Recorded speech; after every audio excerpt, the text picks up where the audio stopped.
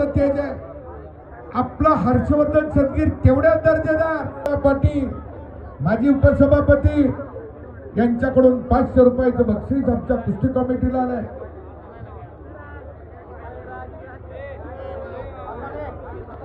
संपूर्ण महाराष्ट्रातून बोला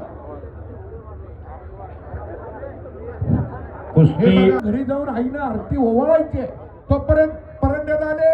दिल्या शब्दाला जागणारा माणूस दिलीप नाना उठून बाळा उठा की 6वा दिवस आहे. महाराष्ट्र केसरी झाल्यावर येत असतात का कोणी?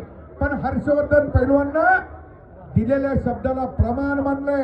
ते आले आणि आज फक्त 5 मिनिट कुस्ती लावावी अशी तमाम परंडेकरांच्या वतीनं मी तुम्हाला विनंती करतोय. भाऊ फक्त 5 मिनिट कुस्ती खेळवा.